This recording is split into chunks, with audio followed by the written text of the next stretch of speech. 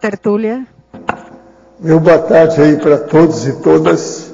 Hoje é dia 30 de setembro de 2012, domingo. O verbete é de número 2433. Tem 8 páginas, 51 logias e 22 máximos. Eu chamo a atenção que a divisão do detalhismo tem 12 máximos. O tema é fraude científica. A especialidade é cosmoeticologia. Quem redigiu o verbete é a nossa seríssima pesquisadora, que ela está sempre séria, Maria Cristina, que está ali, entende? E cuidado com ela. E outra coisa, hoje ela está assessorada aí, né? Muito seriamente. Eu não sei o que vocês estão tramando aí, essa conspiração entre vocês dois. Definição. A fraude científica é o ato ardiloso envolvendo manipulação espúria de instrumentos, dados ou objetos de pesquisa, bem como a conduta imprópria do pesquisador ao propor, desenvolver, revisar ou divulgar trabalho de investigação científica visando ganho financeiro, político ou pessoal em detrimento do progresso científico e do bem-estar consciencial. Eu chamo a atenção para a estrangeirismologia, que ela colocou na base de enumeração com 18 itens especificados. Vale a pena ver isso. Eu chamo a atenção também para a fatologia, que tem 34 linhas, tá? Agora, a autopensenização é centrada, as assinaturas pensênicas irrenunciáveis. O falso achado científico transvestido de verpom. A intenção de enganar a comunidade científica, as práticas de pesquisa questionáveis, o ato lesivo à sociedade, a violação da etiqueta científica, a fraude da condição do fenômeno mundial endêmico na ciência, o fato das fraudes científicas serem mais frequentes na área biomédica, a incidência desconhecida das fraudes científicas anteriores ao século XIX, o advento da era experimental da ciência e a consequente perda de imunidade das hipóteses às acusações de fraude.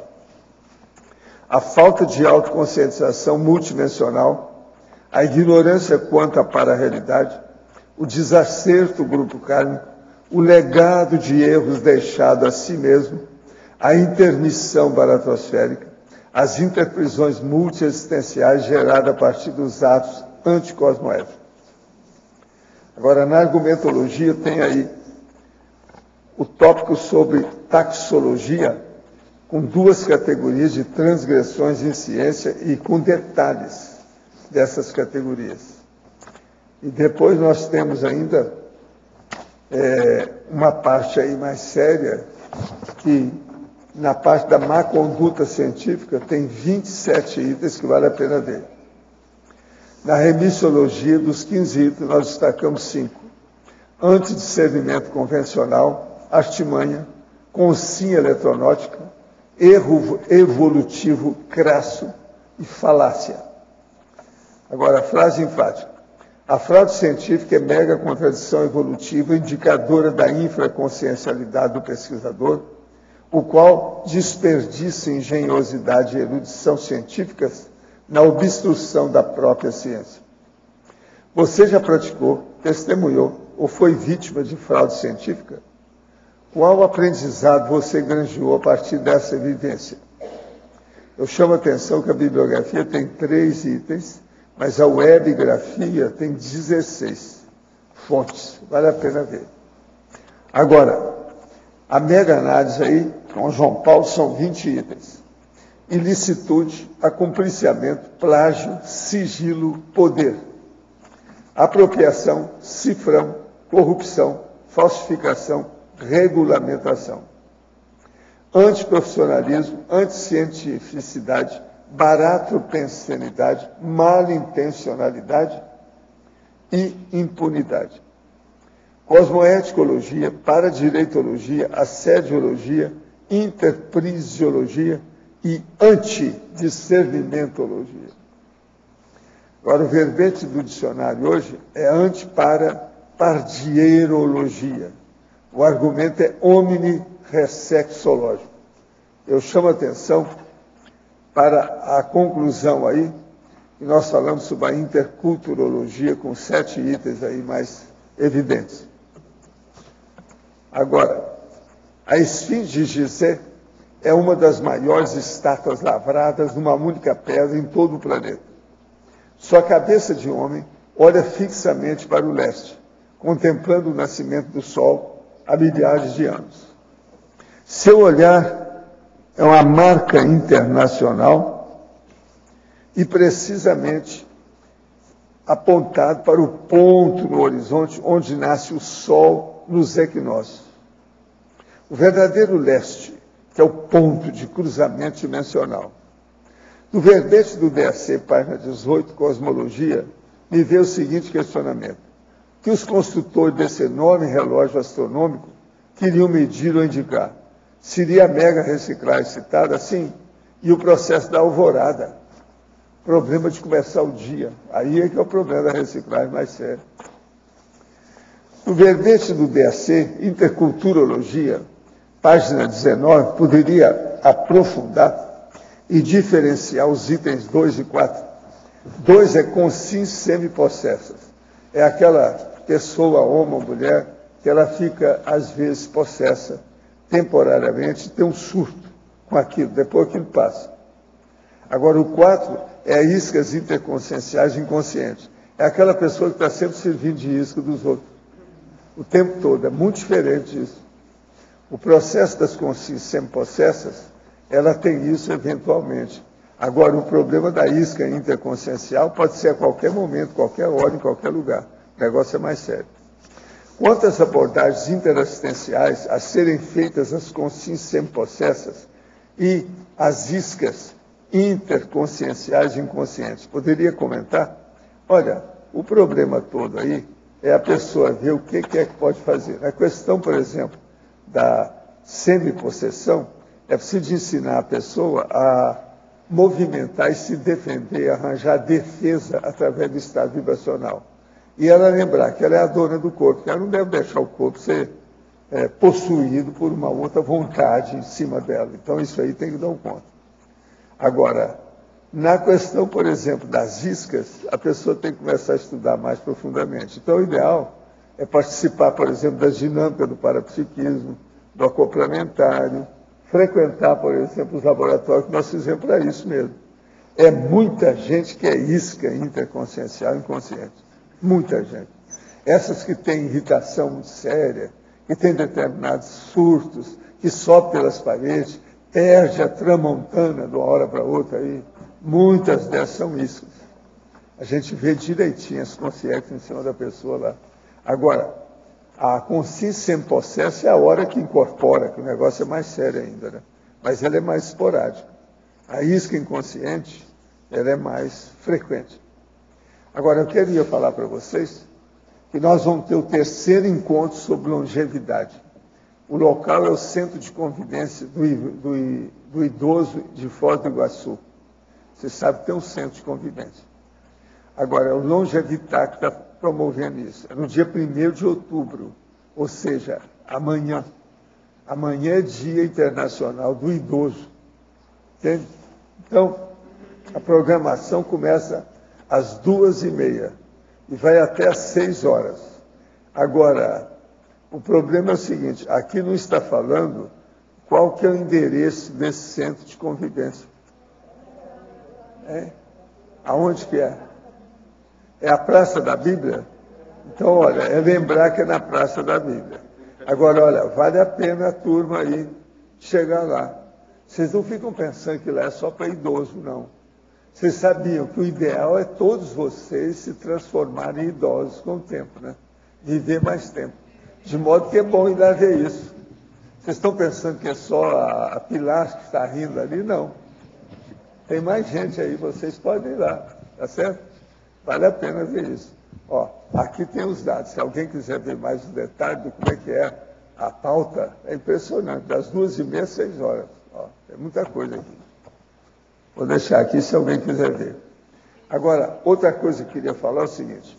A Unescom, a União dos Escritores da Conscienciologia, tem o curso de formação de autores. Esse curso, então, vai ser no dia 13 de outubro, daqui 2 semanas. É o sábado, sem ser esse próximo outro.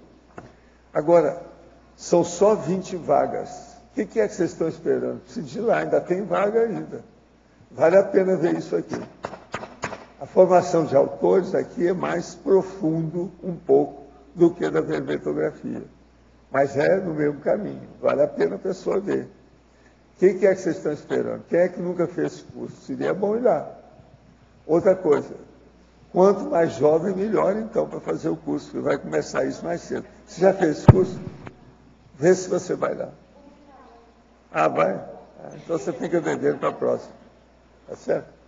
Agora, outra coisa. Queria falar para vocês que hoje nós estamos completando 180 neoverbetógrafos. Olha os 500! Mas os 500 são outros 500. A gente tem que esperar. Falta ainda 320. 320 não, 319, porque tem eu também no meio. Então são 181. Agora, outra coisa séria. Eles já escreveram até agora 451 verbetes. O que vocês acham? Estamos chegando lá ou não estamos? Estamos indo ou não estamos? Como é que é, Rafa? O que você acha? E dá mais um pouco de tempo que a minha turma vai chegar. Eles não falham, meu povo não falha. Estão chegando aí. O negócio é muito sério. Agora, ó, temporariamente, eu entrego a nossa professora Cristina a vocês. Tá certo?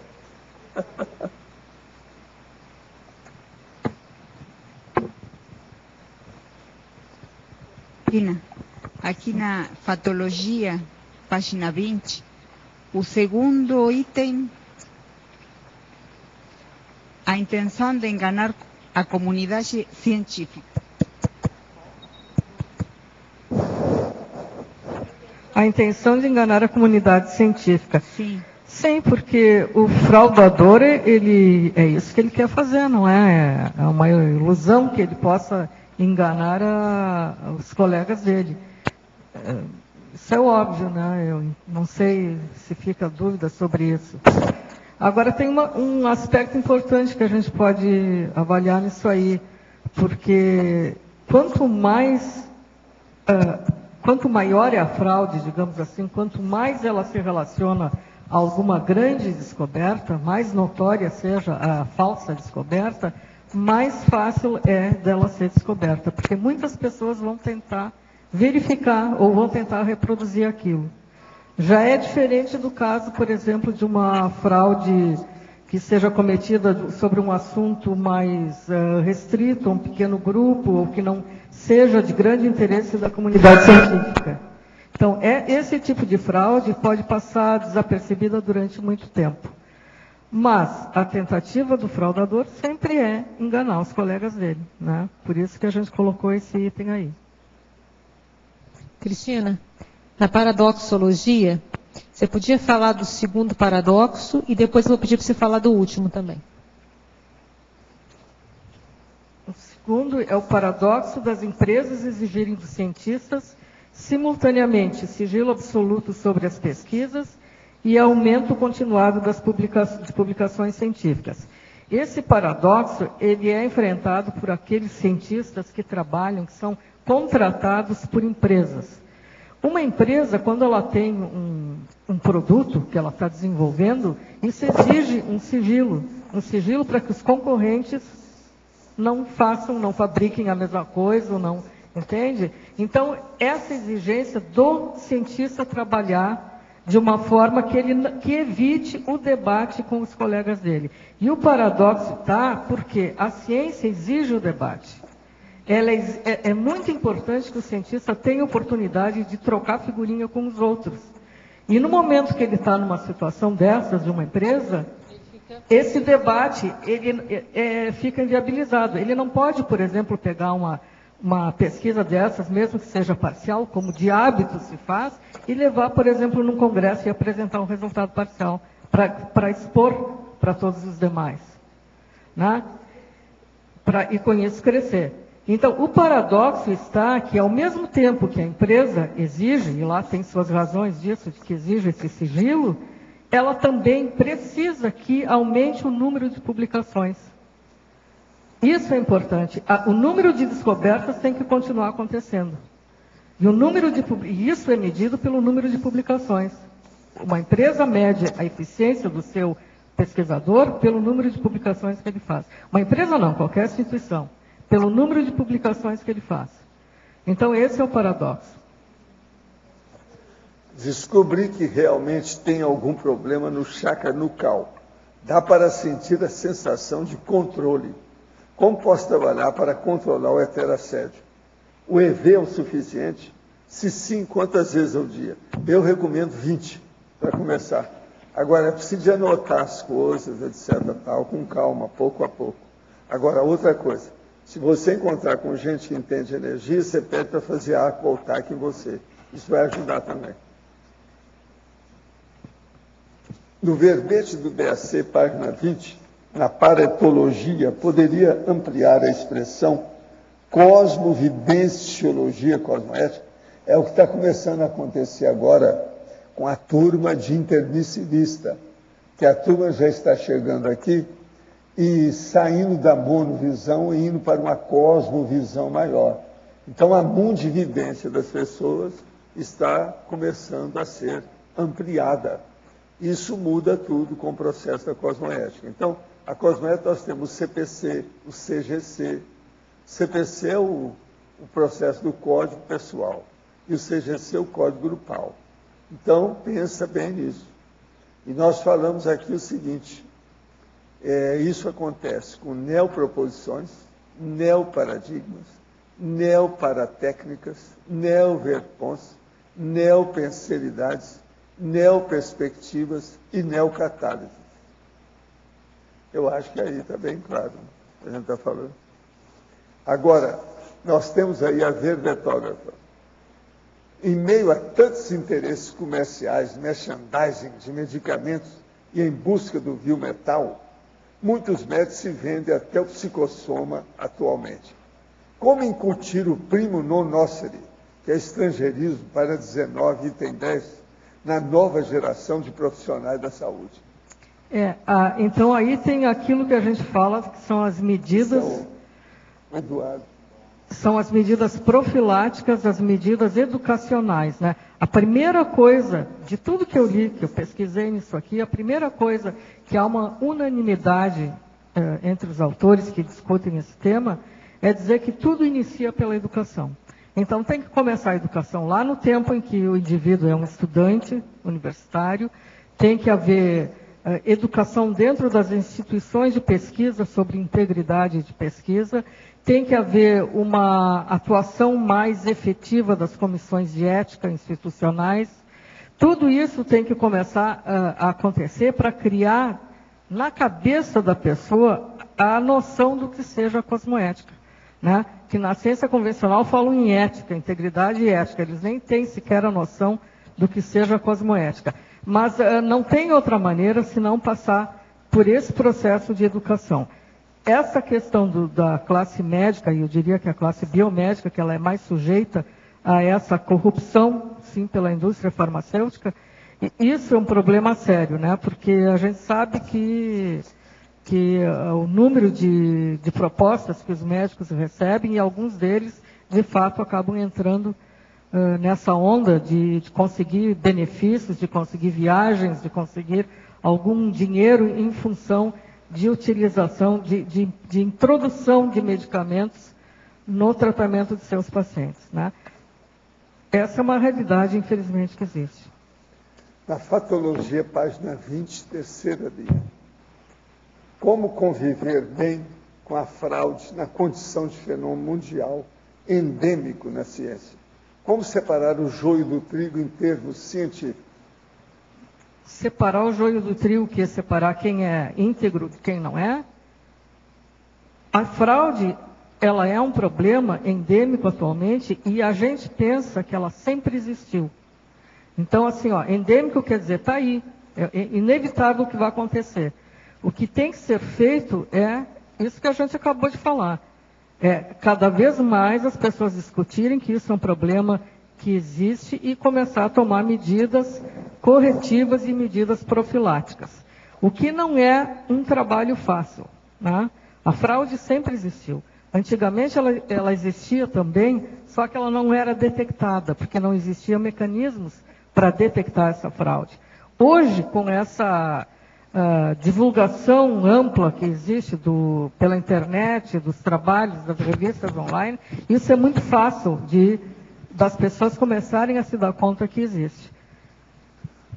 Gente, eu queria ainda lembrar uma coisa sobre o curso de formação de autores, que é o seguinte: ele andou mudando, eles mudaram a regulamentação e tem mais gente trabalhando no curso de formação de autores. Até aqueles que já fizeram o curso, vale a pena voltar, fazer lá a reciclagem, vale a pena. De modo que seria bom pensar nisso. Agora, nas últimas semanas, as minhas sessões de TENEF se estendem por cerca de 2 horas. Hoje de manhã, depois da TENEF, fui dormir e percebi o acoplamento do amparador fazendo a sessão extra. Essas sessões são de muita tranquilidade mental. Essa situação já ocorreu ano passado por cerca de 1 mês. Pode dar alguma orientação sobre isso? Não, o problema é que você está trabalhando mais. Isso é positivo. Agora, deve ter alguma coisa muito séria aí. Quem é que você está atendendo, a sua situação, tudo isso, para ver essa intensificação do trabalho da TENEF. Agora, se você pode, se dedica a isso com muita autocrítica, heterocrítica, mas se predisponha para fazer o trabalho. Isso aí pode ir longe, pode acontecer muita coisa. Lembre-se, começando com essas coisas que a pessoa chega no FIEC. Pensa nisso. Pode falar, Cris. Posso completar aquela questão do curso de formação de autores? Sim. Muita gente fez esse curso aqui em anos passados, e era um curso que ajudou bastante muita gente, mas nós chegamos à conclusão que ele estava numa abordagem muito teórica, e hoje o curso foi reformulado e ele terá assim, um tom laboratorial. Então os professores serão todos autores da Conscienciologia, darão algumas indicações de suas experiências, mas a maior parte do curso será laboratorial, será curso prático. Bom. Foi reduzido a 20 aulas, e está aí à disposição. Uma vez que a nossa meta é chegar a 500 autores, temos aí essa ferramenta. É muito bom isso aí. Cristina, eu fiquei pensando porque chamou minha atenção em frase enfática da página 25, que você coloca mega contradição. E recém tem dito que é uma coisa muito antiga, da fraude científica, infelizmente. Porque coloca contradição. Contradição. A palavra que você utilizou... Contradição. Contradição quer dizer assim, Sim, um contrassenso. Sim, é um contrassenso. Mas justamente também pode ter contradição evolutiva. Não tinha pensado nisso.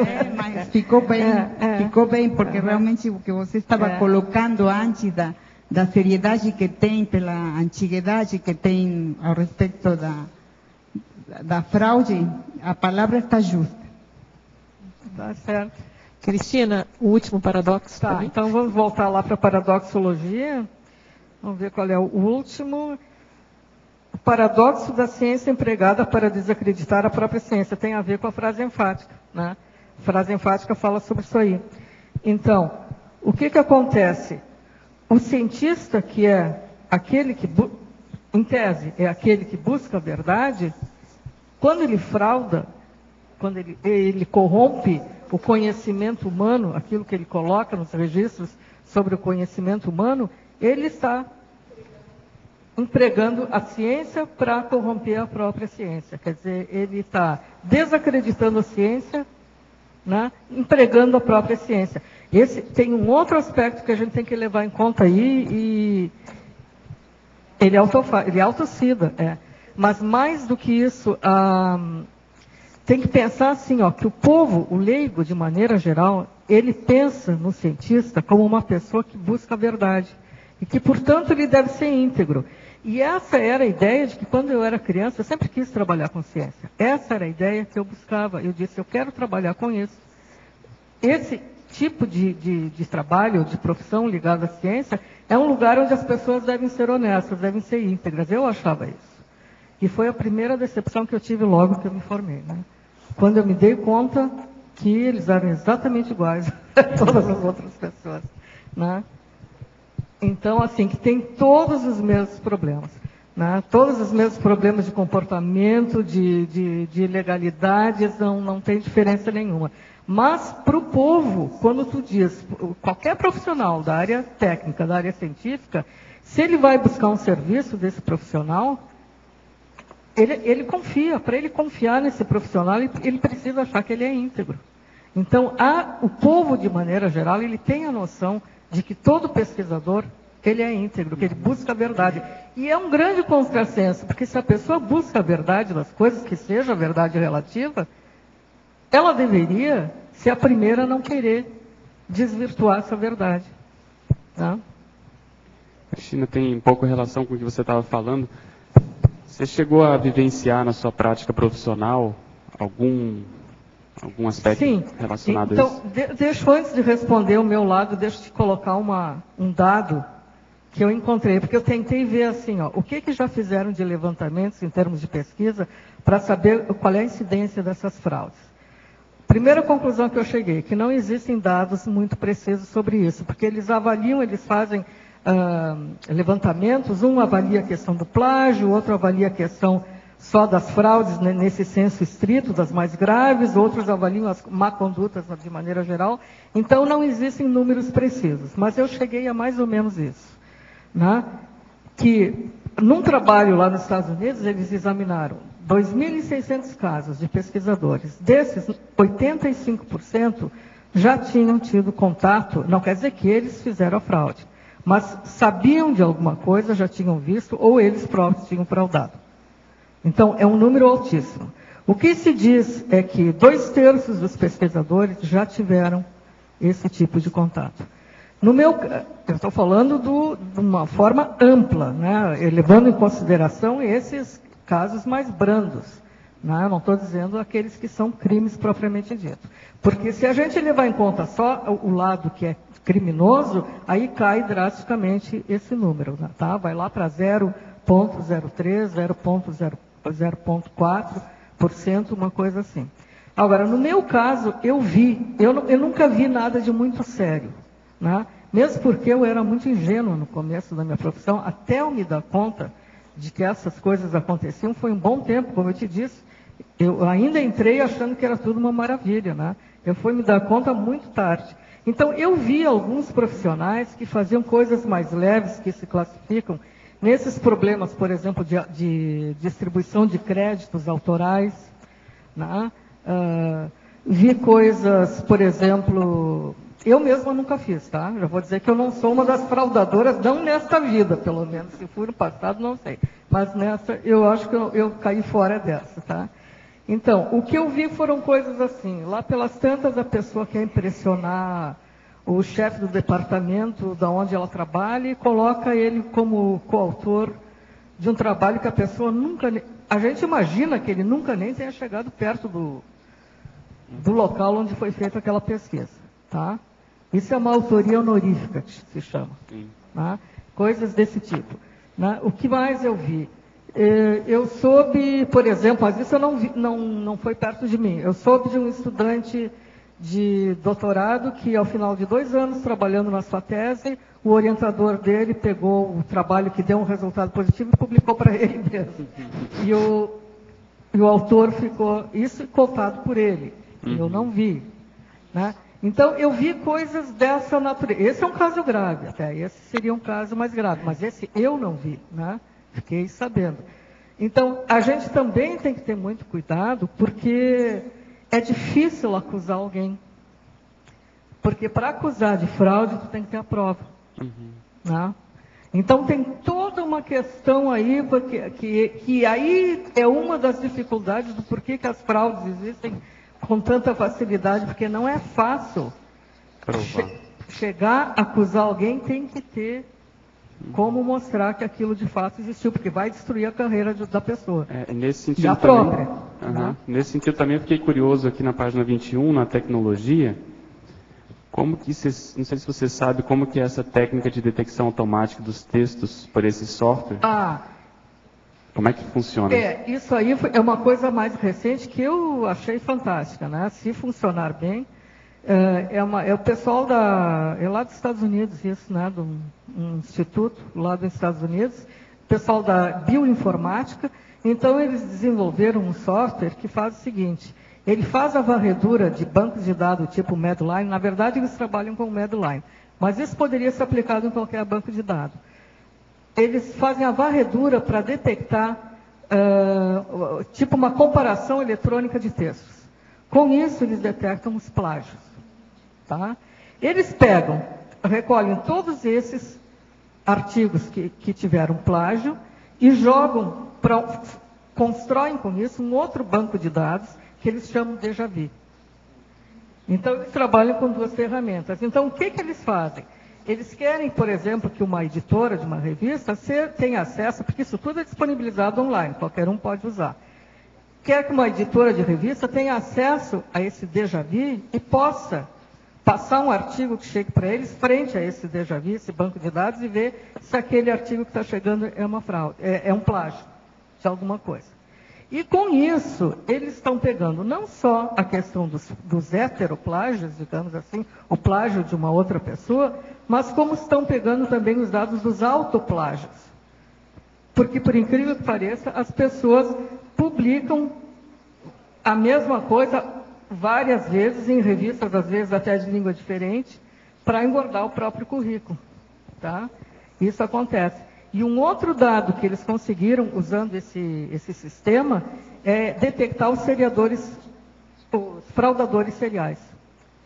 Né? Então, nesse levantamento que eles fizeram, que esse grupo fez, eles encontraram, em números absolutos, em 17 milhões de artigos que eles examinaram, eles encontraram 76 fraudadores seriais. Parece um número pequeno, né? Mas se a gente levar em conta, eu não sei quantos autores existiam dentro desses 17 milhões de artigos examinados. Agora, 76 pesquisadores seriais, isso quer dizer, a pessoa faz isso rotineiramente, habitualmente. Tem um caso aí que eu vi dentro da casuística que eu levantei, por exemplo, tem um casal não são dupla, 2 pesquisadores, um homem e uma mulher, que eles publicaram 94 artigos fraudados, daquilo que eles conseguiram identificar, fora aqueles que não foram identificados. Então, tem gente que faz isso, assim, que pega o jeito para fazer a fraude e parece que toma isso como... Né? Cris. Não estou escutando.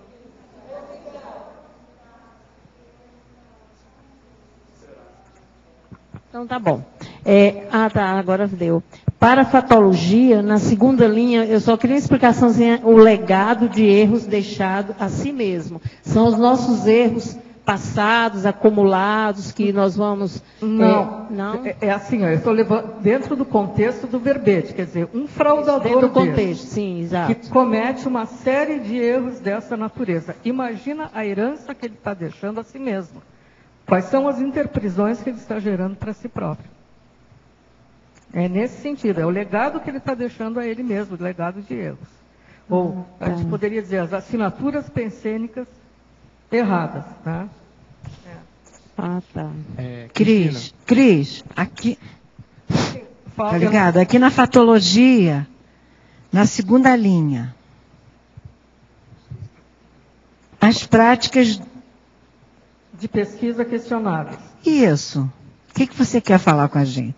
Eu quero falar de todas as práticas que são questionáveis. Tem várias aí. Por exemplo, a gente poderia citar o maltrato de animais de laboratório. Tá? A pessoa que manipula esses animais de uma forma causadora, de uma forma não tomar as medidas. Já é questionável a questão de usar o animal de laboratório. Mas daí eu não posso, eu tenho telhado de vidro porque eu usei muito tempo. Apesar de adorar os bichos, mas eu usei. Entende? Porque ali se usava e, na verdade, tinha uma técnica que era extremamente importante na orelha, né? Para diagnosticar uma doença em paciente aidético, que a única maneira de chegar à conclusão era através de inoculação em camundongo. Hoje não. Hoje, quando eu me aposentei, já estava entrando a tecnologia de DNA que viria a substituir isso aí. Mas até o ponto que eu trabalhei, ainda eu precisei usar isso aí. Gostaria de não ter usado. Assim, não pretendo nunca mais nas minhas próximas vidas usar isso aí, mesmo porque eu acho que a ciência vai evoluir a ponto de não precisar mais disso. Cristina, um relato meu, eu sou biólogo e estou fazendo mestrado em oncologia.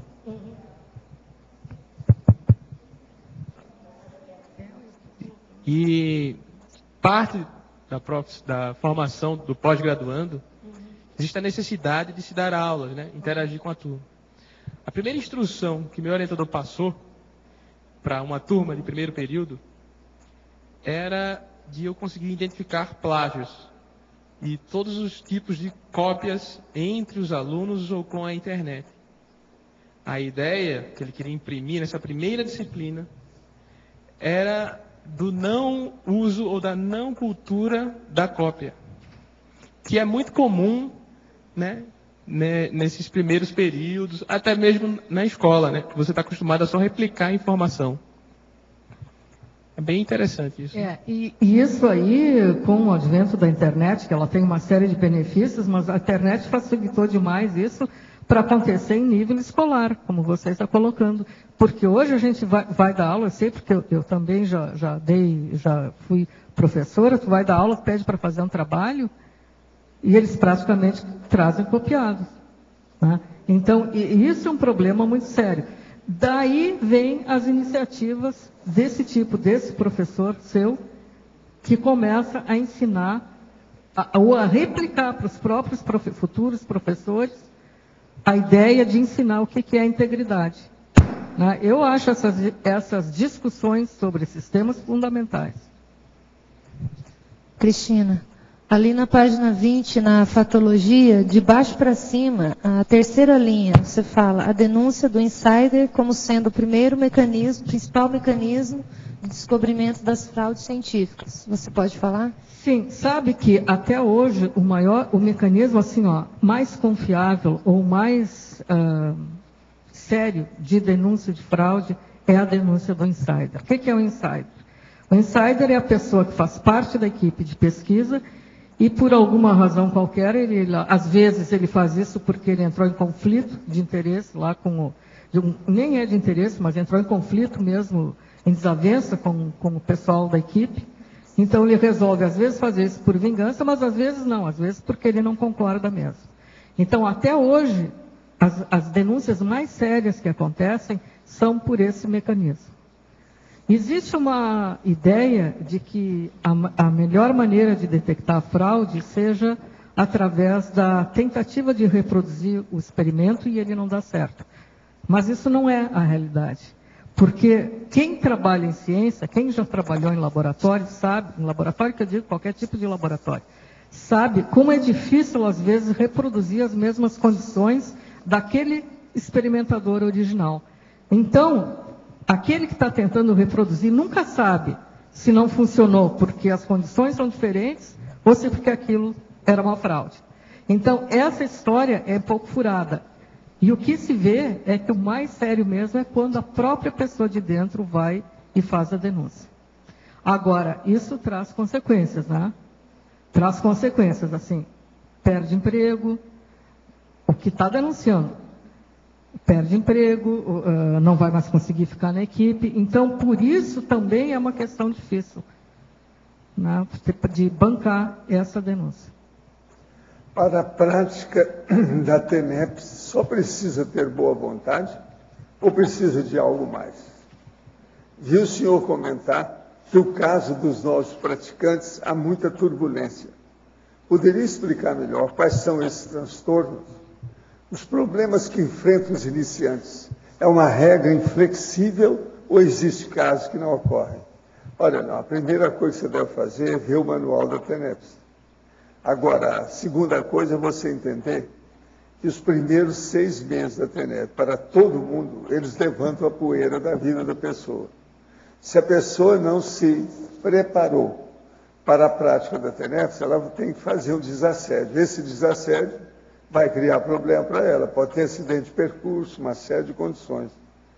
Agora, os praticantes que nós estamos falando, novos praticantes, quase sempre eles às vezes são afoitos, são precipitados, são impulsivos, são inexperientes. Então eles entram de qualquer maneira nisso, acaba tendo algum reflexo. Então o problema é a gente ler o manual, ver como é que está a vida e ver se a pessoa está disposta, está predisposta, está preparada para enfrentar o problema. Outra coisa, TENEPS não tem nem nenhum processo de dissociação, não há nenhum problema. Por exemplo, o casamento, por exemplo, existe. O divórcio. A TENEPS não tem isso. Se uma pessoa começa a TENEPS e para, isso não é bom, vai piorar o processo dela. Isso mostra que ela está entregue à desorganização dos assediadores. Pois é, então é preciso examinar isso com calma. A ciência convencional não sabe explicar muito bem de que modo acontecem os fenômenos climáticos El Niño e La Niña. Eles estariam relacionados com a atividade de algum serenão?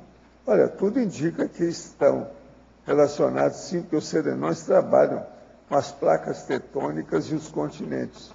Mas agora veja, não é provocando El Niño e La Niña, é diminuindo os efeitos disso devido à poluição. Então, isso pode estar acontecendo, sim, não há dúvida. Cristina, você pode explicar um pouco melhor para mim o item 6 e o item 10 da estrangeirismologia? Ghostwriter, esse aqui é aquele autor de um artigo que ele tem interesse em não aparecer na publicação. Por que isso? Vamos supor, isso é um exemplo fictício que eu vou dar, tá? Mas que pode acontecer. Por exemplo, ele lá é sócio de uma indústria farmacêutica, tá? E eles estão querendo testar um medicamento, fazer ensaios sobre esse medicamento e publicar um artigo mostrando os benefícios desse medicamento. Esse pesquisador, que é sócio da indústria, ele tem interesse. Ele tem interesses econômicos naquilo. Então, ele pode até estar envolvido, digamos, nós estamos imaginando, né? Ele pode estar envolvido numa pesquisa fraudulenta, que mostre benefícios desse medicamento que não existem. Então, o que ele faz para não parecer, para não alertar a comunidade científica dessa possibilidade de fraude? Ele não aparece no artigo. Ele participa da pesquisa, mas ele não aparece no artigo. Gente, eu queria saber se aqui entre vocês tem alguém que é da equipe dos bustos, que faz os bustos, tem? Que trabalha lá com o Júlio, com o César. Não tem ninguém, não? Você pode? Não.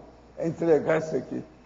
O caso é o seguinte, é ver se eles arranjam aí Arete de Cirene, ou Areta de Cirene, que é uma grande filósofa do 4º século antes da nossa era, que é uma das maiores mulheres que existiam na antiguidade. O povo não sabe muito disso. Sabe de colocar o busto dessa mulher aí. Eu ainda não arranjei o busto, mas aqui tem os dados dela. Tá certo? Dá o choro lá para eles fazerem esse busto para nós. Arete de Cirene, é da escola cirenaica de filósofa. A mulher foi terrível. Mais de 30 anos, ela deu aula de tudo quanto é jeito, as principais universidades, tipo universidade e academia que havia na época. E ela teve 110 filósofos como discípulos. Ela escreveu só 40 livros, quer dizer, deu um bando de loja na turma aqui. Entende? Que mulher, hein? Fora de sério. Gente, 400 anos antes, há 2.400 anos que é isso. O que vocês acham? Se te colocar essa mulher aí para chamar a atenção de vocês, como é que fica? Agora, ó, hein? Areta de Cirene, é da escola sirenaica. Agora, outra coisa que eu queria falar para vocês. Toda vez que eu mexo com o processo aqui dela mais sério, aparece uma senhora e me dá um banho de loja. Eu estou desconfiado que é ela. Agora, ela tem uma sorriso da Mona Lisa para mim. Para mim, é a Cirene. Entendeu? É a primeira que apareceu assim mais séria. Agora, hoje, a hora que ela me entregou os dados aí que eu pedi para examinar na internet, tem muito dado, que é esse que eu passei lá, eu recebi um banho aqui, foi uma loucura, era ela. Agora, olho vivo, né? Você está certo? Agora, é Areta de Cirene, da escola sirenária. Agora, eles gostam, sabe, tem aquela Aretha Franklin, aquela cantora.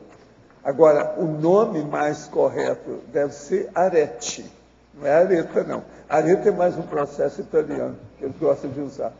Agora, o processo é grego, é da escola sirenaica, é Arete de Cirene. Cirene é o local. Outra coisa, a família dela tinha filósofo, tudo isso. A mulher estudou muito, muito séria. Vale a pena a gente pôr aí para ver quem é essa dona. Eu não vejo mulher nenhuma que já falou na Arete para mim. Agora, eu sei desse negócio dela, há muito tempo. Mas só agora, recente, que eu estou sentindo esses banhos de energia. Então, sei lá se é ela, deve ser. É bem possível. Outra coisa, 2.400 anos não é nada para a gente. Mas ela escreveu 40 livros. Vocês não estão morrendo de vergonha? Hein? Há 2.400 anos, ela escreveu 40 livros. Vocês estão morrendo de vergonha? Hein? Como é que é? Tá certo? Vamos ver se nós arranjamos agora a fisionomia dela, a imagem, a efígie, para colocar aí e fazer o curso. Isso ainda não arranjamos, não. Tem que olhar onde é que está. Qual a enciclopédia, como é que tem, etc.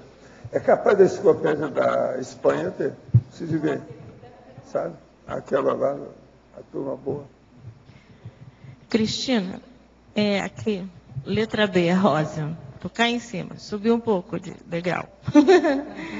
Olha só, você que já participou, ou não sei se participa ainda, da comunidade científica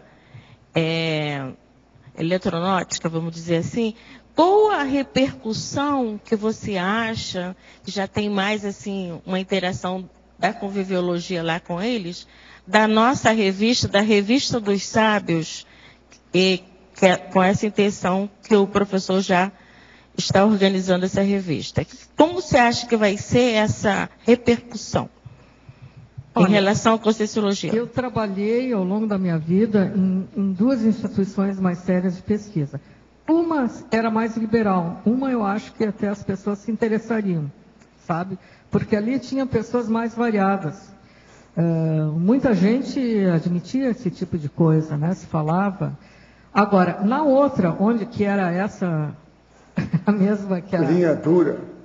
A mesma da Tanise, que é o Centro de Acho que não sei se eu devia falar ou não, mas enfim, o Centro de Biotecnologia, que eram as pesquisas mais de ponta e mais básicas, ali o pessoal era muito avesso a qualquer coisa dessa natureza. Nessa revista também nós estamos esperando que apareçam as aretes de Foz do Iguaçu, você está entendendo?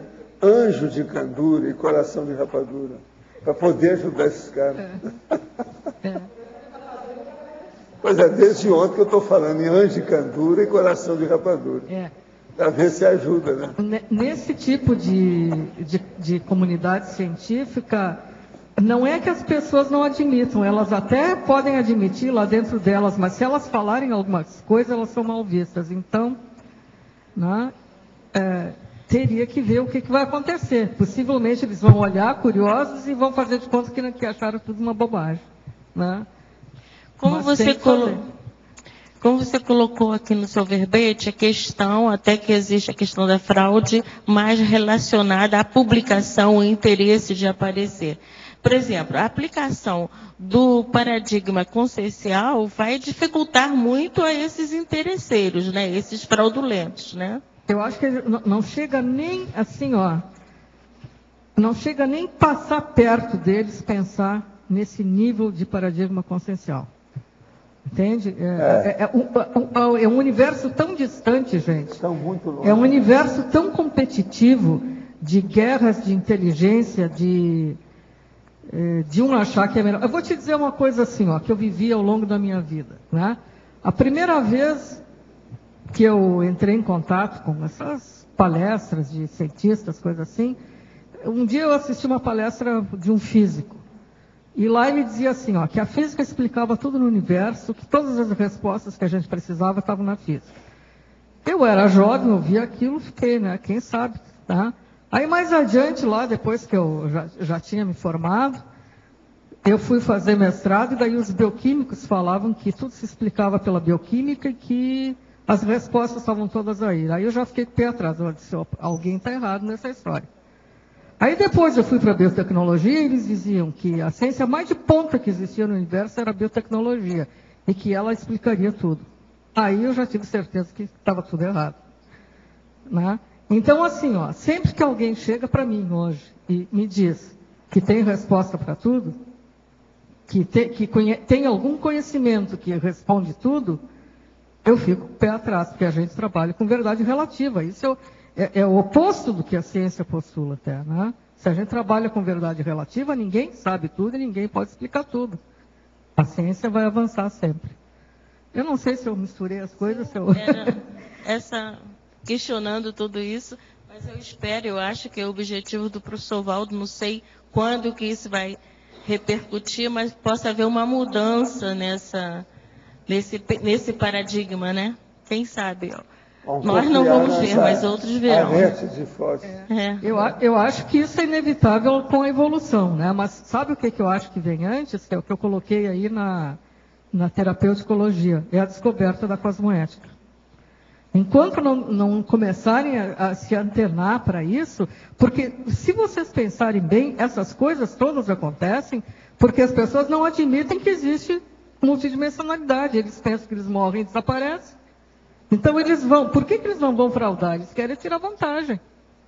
Entende? No momento que as pessoas se derem conta, se tiverem essa autoconscientização multidimensional, descobrirem o que é a cosmoética, isso muda tudo. Posso só fazer um comentário aqui tem um grupo em Belo Horizonte que fica um brincando com o outro para dizer como é que se explica o mundo pela física e como é que se explica o mundo pela química. Exatamente para quebrar um pouco essa empáfia de alguns doutores, né? E aí eles saem divertindo toda a comunidade acadêmica, brincando. Física mais que divertida e química na cabeça. É o nome dos dois grupos com esquetes, exatamente sobre formas explicativas do mesmo tema. E aí um simulando a briga com outro grupo. É muito engraçado, nas feiras de ciência faz o maior sucesso. Pois então veja que eu não fui a única a perceber isso ao longo da minha vida, porque eu fui me dando conta disso, à medida que eu estava ali no meio. Os grupos, como é que chama? Química na cabeça, o que é?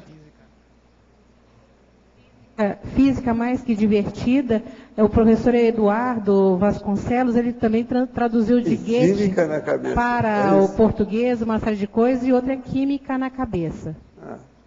Física mais que divertida e química na cabeça. Mas estão esculhambando, né? Isso aí é um negócio negativo. Por exemplo, eu sou contra isso. Isso está errado. Isso aí já estão acabando com a ciência convencional. Isso não é o ideal. A gente tem que levar a coisa séria, mesmo para fazer crítica. Cristina. A crítica é uma das coisas mais sérias que uma pessoa pode fazer. Quanto ao paradigma, né, científico convencional de se negar a multidimensionalidade, sem sombra de dúvidas, isso tem consequências muito negativas nas posturas éticas ou anticosmoéticas de cada um. Mas eu penso que existe um movimento muito forte de se tentar abordar a moral cientificamente. Um exemplo interessante que eu estava lendo essa semana, ontem, é um livro do Sam Harris, que chama, eu não sei o nome em português, é The Moral Landscape. Ele dá uma abordagem de como os fatos que envolvem o sistema neuronal, as neurociências, podem explicar o comportamento humano e, por tabela, como a ciência pode ajudar, auxiliar, né, numa postura ética.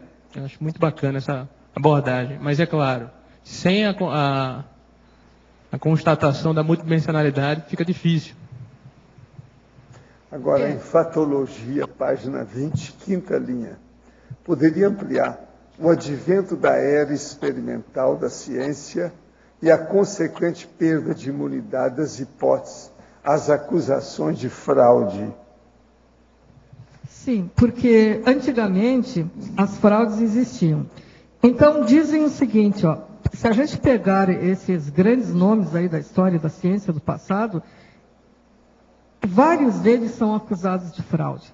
Nesses artigos que eu pesquisei aqui, que foram em torno de 40, 45 referências que eu peguei, vários deles citam autores do passado que seriam fraudadores. E nomes importantes, que eu fico até com receio de falar, porque essas coisas podem ser tudo invencionice.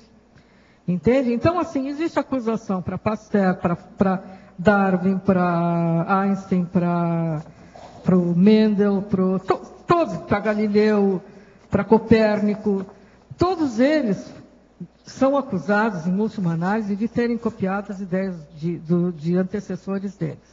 Né? Eu não sei se isso é real ou não, porque eu também vi muita coisa que é pura invencionice do povo. Então a gente não pode ir muito atrás disso. Por isso que eu evitei de citar nomes aqui. Porque fraude para a gente acusar tem que ter certeza. Né? Agora... Então, assim, ó, se isso de fato acontecia, e é lógico que deve ter acontecido no passado, talvez menos, porque existiam menos pesquisadores, mas naquele tempo não tinha como detectar isso. Por quê? Porque lá tinha um indivíduo isolado que fazia as suas pesquisas, tinha lá os alquimistas, e ninguém ia depois reproduzir aquilo ou tentar fazer de novo. Hoje, a situação é diferente. Hoje, com a possibilidade de se divulgar rapidamente a informação das novas descobertas, com a possibilidade dos laboratórios tentarem reproduzir os experimentos, com essa possibilidade de checar via internet se existe aquilo já escrito em algum outro lugar, fica tudo muito mais acessível para se detectar essas fraudes. Então, por isso, a ciência está perdendo, ou já perdeu, a sua imunidade contra a fraude. É nesse sentido, não sei se eu deixei claro a verbetógrafa. É correto encarar a fraude científica como simples erro ou crime passível de alguma punição legal? Se crime, poderia citar alguns países que possuem alguma legislação reguladora do tema? Sim, é por isso que eu dividi ali na taxologia, vocês vão ver que tem dois grupos, que é a fraude no senso estrito, que é aquilo que é considerado ilegal mesmo, que é o plágio, a falsificação e a fabricação de dados, né? De dados, resultados, seja lá o que for. Então, esse trinômio, que até existe uma sigla para isso, que é FFP, né? Fabricação, falsificação, plágio. Isso é ilegal e isso é passível de ser punido como crime.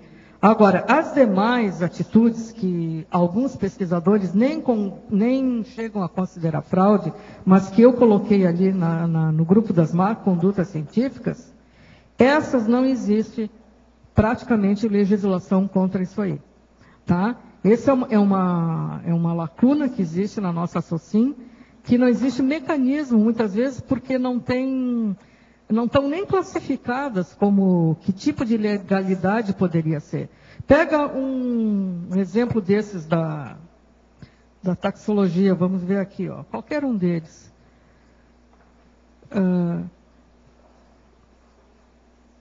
Mau uso de informações confidenciais, né? Então é a pessoa lá que vai usar um banco de dados que ela pegou dos pacientes dela, por exemplo, e vai fazer mau uso dessas informações. Às vezes não tem como detectar isso, não tem legislação que cubra esse tipo de coisa, né? Não sei se nesse caso específico, mas poderia ter. Outra coisa aqui, ó. Intrigas. Uma coisa bem simples, que isso aqui eu acho que a maioria de nós já deve ter vivenciado, quem trabalha aí já deve ter vivenciado. Boataria e bullying, né, dentro das equipes de trabalho. Isso é uma coisa assim de uma anticosmoética profunda e que causa muito problema no trabalho. No entanto, não tem nada que se possa fazer em nível institucional contra isso. Eu, pelo menos, nunca vi. Né? As pessoas têm que ficar quietas e tentar resolver entre si ali os problemas. Então, tem coisas que não são previstas, mas eu tenho a impressão que tinha mais um aspecto que eu não respondi dessa pergunta. Não?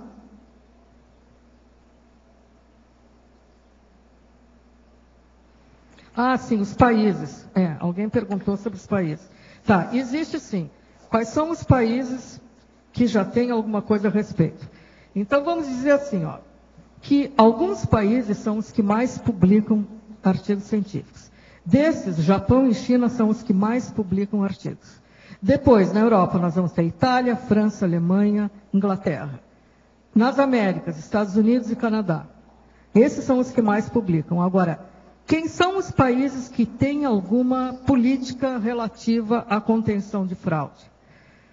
Lá, entre Japão e China, que são os dois maiores publicadores, digamos assim, só a China está preocupada com isso, e diga-se de passagem, está seriamente preocupada, porque o número de fraudes científicas lá tem aumentado violentamente, até porque eles publicam muito.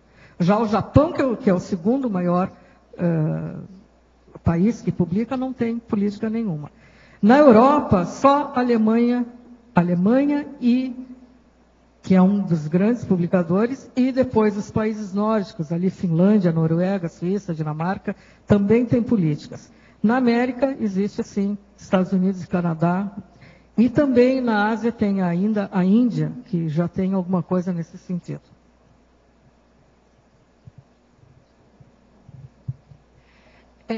Pelo seu estudo, você viu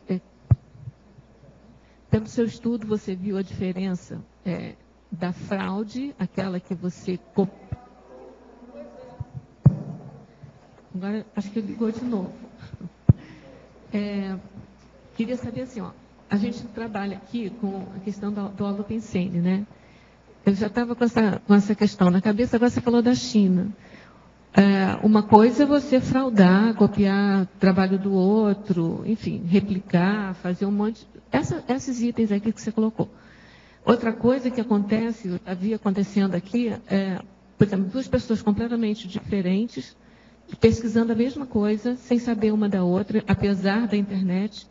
Né? Eu tenho a impressão que na China deve acontecer isso. Você viu alguma citação a respeito disso?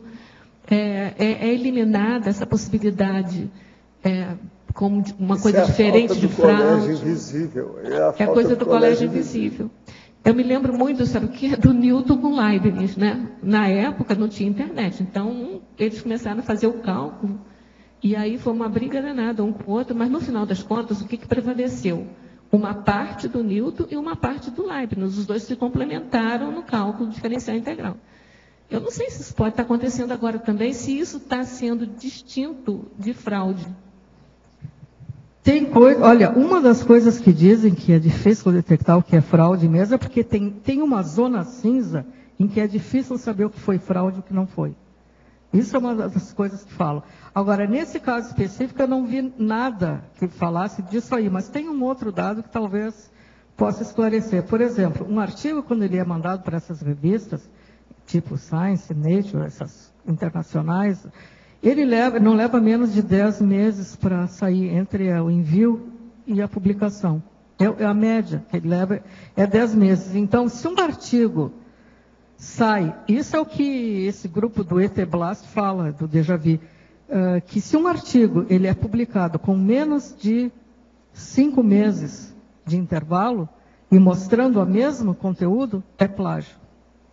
Isso eles têm uma estimativa de que aconteça alguma coisa assim. Agora, isso é diferente da questão que você perguntou, porque teria que os dois terem chegado à mesma conclusão e publicado ao mesmo tempo. Agora, veja bem, se acontecer isso, a forma como vai estar colocado no artigo vai ser diferente. As tabelas vão ser diferentes. A argumentação vai ser diferente. Entende? Eles podem ter chegado perto, mas por caminhos um pouco diferentes. Talvez as técnicas tenham sido até diferentes. É difícil um num canto, outro do planeta, usarem a mesma técnica exatamente e chegarem à mesma coisa. Tá? Eu acho que tem maneira de verificar isso sim.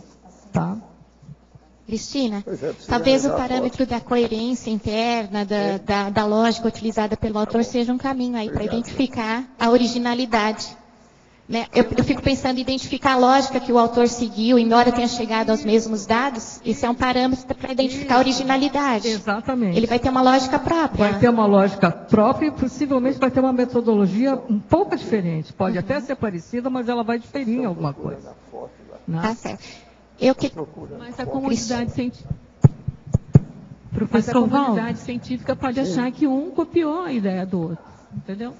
Porque, assim, teve uma época lá no INPA, né, no Instituto de Matemática Aplicada, que eles, um rapaz defendeu a tese de doutorado e o outro estava prestes a defender a mesma coisa. Um não sabia da outra, entendeu? Aí prejudicou o outro. O segundo não pode fazer porque tem que ser inédito. Mas isso pode acontecer. Cristina, eu queria entender melhor, aqui no meio da fatologia, 16ª linha, o golpe da ação judicial, movida com base nos resultados das pesquisas encomendadas. Isso aí é uma coisa que, por incrível que pareça, tem gente que tenta tirar vantagem de aplicar golpe judicial com fraude em ciência. Então, assim, eu tenho 2 casos para embasar isso aí.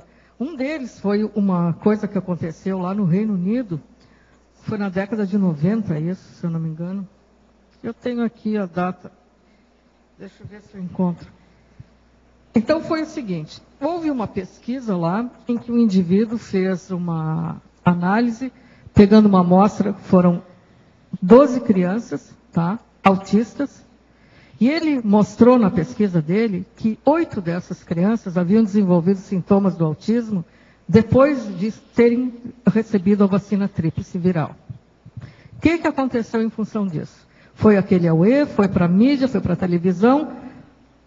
Imediatamente aconteceu o quê? Os pais das crianças pararam de vacinar as crianças. Ora, que absurdo imaginar que vacina de viral vai gerar autismo.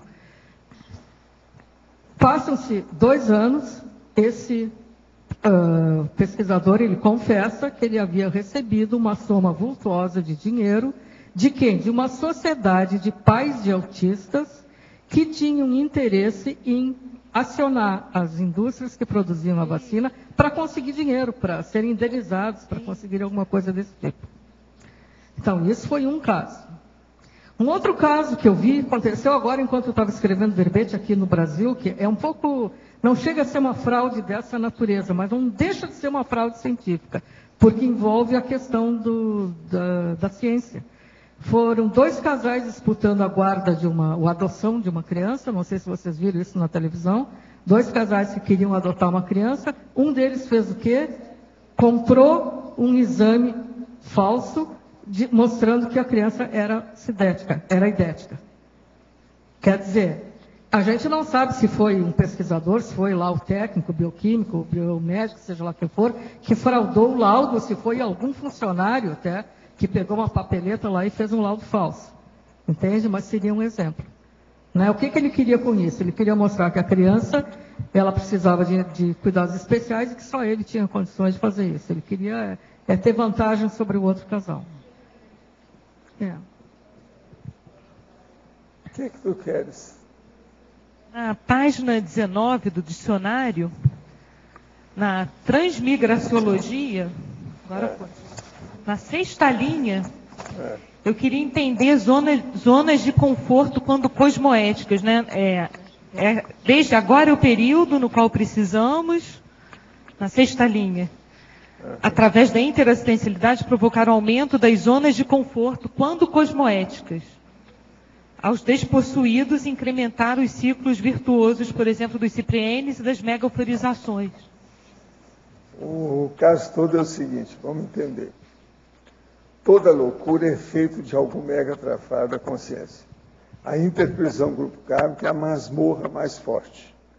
Agora, é o período no qual precisamos, através da interassistencialidade, provocar o aumento das zonas de conforto, quando cosmoético, aos despossuídos, e incrementar os ciclos virtuosos, por exemplo, dos ciprienes, das mega-euforizações. A Consim, quando boa registradora por escrito das autovivências, predispõe o dinamismo da evolução por melhoria dos holopensênios. Então, o problema nosso é o seguinte: quanto mais nós melhorarmos a nossa capacidade de assistência através das energias e do parapsiquismo, mais nós vamos poder colocar as pessoas, tirando aquela pessoa da condição do holopensênio baratosférico e levando para uma que ela se sente bem. A nossa própria presença, a força presencial, já vai melhorar o holopensênio, a holosfera daquelas pessoas. Então o negócio é muito sério. Então quando a gente fala para a gente aí, vocês melhorarem as energias, o parapsiquismo, não é objetivando só vocês, um processo egóico, não. É que o amparador, ou o assistente, ou aquela pessoa socorrista, o cuidador, se ele tiver desenvolvimento parapsíquico, ele é muito melhor, ó. Ele funciona muito mais. Então ele fica muito mais eficaz dentro do trabalho assistencial, entendeu? Agora aqui, como fazer o pé de meia sendo cosmoético? Visto que em todo setor que a pessoa vai ter maracutaia, tem maracutaia no meio. Até na medicina, que é um campo tão assistencial. O problema todo é o seguinte: trabalhe por você do jeito que eu fiz. Eu fiz durante muitos anos a clínica gratuita, não ganhava nada com a minha condição de médico. Depois eu falei assim, não, até amigos meus me reputaram, fizeram desafio. Você também não ganha nada com isso? Você recebia leitão em lugar de honorários? Ninguém pagava consulta? Eu falei assim, não, por causa disso não, eu posso fazer. Até é bom eu fazer, porque assim eu vou depois aplicar o dinheiro. Então, montei o consultório lá em Copacabana, e alguns meses depois, o que acontecia? Apliquei o dinheiro na bolsa, e depois comprei imóveis. Eu acho que eu não fiz mal para ninguém. A bolsa só aplicava em blue chip, está tudo aí, é só a pessoa ter dinheiro, ela pode comprar, não vai fazer mal para ninguém. Agora, evitei comprar coisas de fumo, de tabaco, de bebida, você está entendendo? Tudo que eu achava que era esquisito assim, eu não entrava. Agora, em pouco tempo, eu estava já com meu pé de meia. Eu tinha dado tudo, só conservei uma casa lá em Uberaba com a minha biblioteca. Eu tinha 9.800 livros que eu estava especiais, selecionados, que eu deixei lá 22 anos. Depois fui lá e peguei. E aquilo era um usufruto das casas que eu construí várias casas lá. Agora, o que se passa? No Rio, eu já tinha comprado um apartamento que eu conservei para mim. Um apartamento de 2 quartos. Então, aquilo me serviu para poder desenvolver.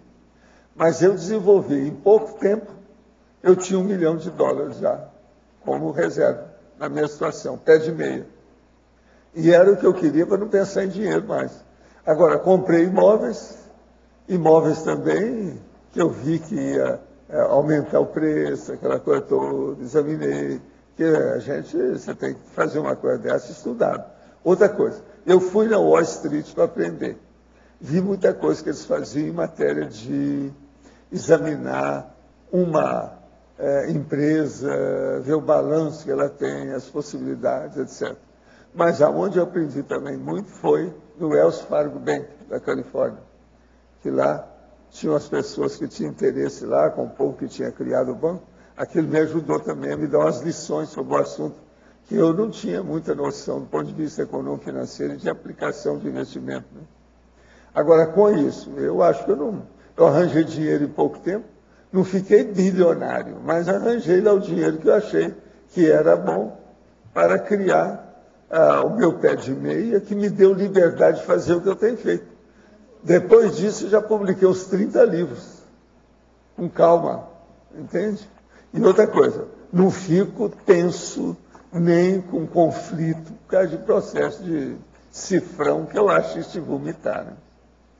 Agora aqui, o que a verbetógrafa acha das chamadas cirurgias espirituais? São fraudes? Não são fraudes. Se ela for feita por um médium autêntico, não é fraude, não. Por um parapsíquico autêntico, não. Agora, o que tem que cuidar é que está cheio de gente, de charlatão por aí, dizendo que tem parapsiquismo e não tem, que está tirando vantagem do povo. Né? Agora, que elas existem. Tanto que a gente tem aqui um laboratório que está sendo criado da ectoplasmia e tem uma dinâmica parapsíquica do professor Hernandes, que é justamente especializada em paracirurgias, que são esses tratamentos que são feitos com energia, com ectoplasma. Né?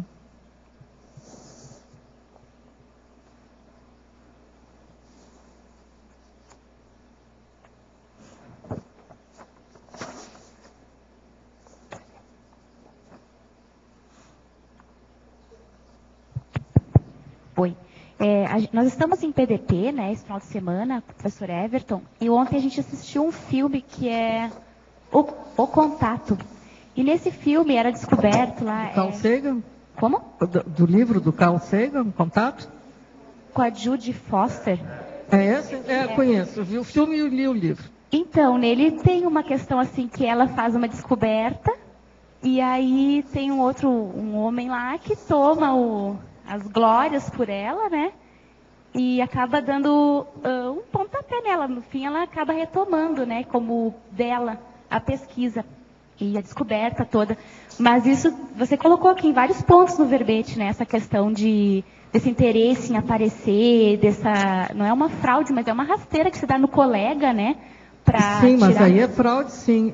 Porque tem gente que dá rasteira mesmo e toma quando se dá conta que aquilo vai ser uma coisa importante, que vai trazer algum prestígio profissional, alguma coisa, ele toma para si, na medida do possível, os resultados, sim.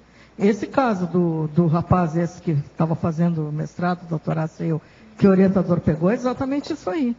Então, isso existe muito mais do que se imagina. Isso sim, isso a gente vê volta e meia, assim, um pesquisador, principalmente quando ele tem ascendência sobre o pessoal da equipe. Né? Então ele toma para si aquilo que interessa para ele e escanteia os outros. Tira de autoria, né? Tudo isso eu já vi. Tira a pessoa da autoria do trabalho. Né? Essas coisas existem sim. No final ainda do filme ele dá a justificativa dizendo que eu gostaria que o mundo não fosse assim, mas o mundo é assim. Aí ela fala, eu pensei que o mundo era a gente que fazia. Esse filme aí, na verdade, esse homem, no começo ele era contra as ideias dela. Isso, né? Tirou verba, tudo, né? Tirou tudo. E no final, quando ele viu que deu certo, que ia dar em alguma coisa. Cristina, ali na página 21, na tecnologia, você poderia falar dessa última técnica e relacionar com o verbete, a fraude científica?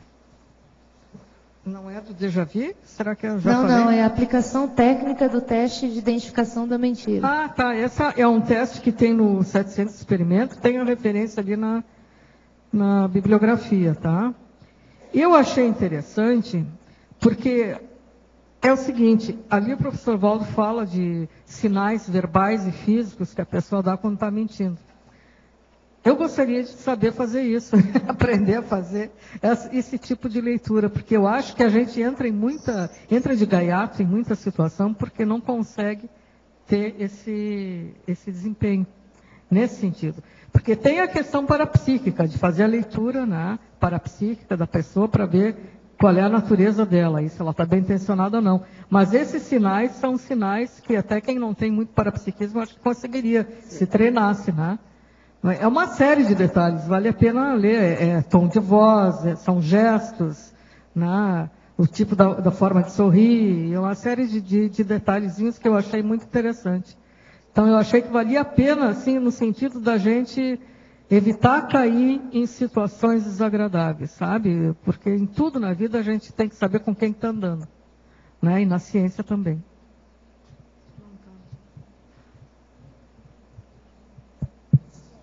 Sim. Dentro do que a colega trouxe sobre o filme, né? Eu também já vivenciei, assim, uma colega minha, era estudante de nutrição.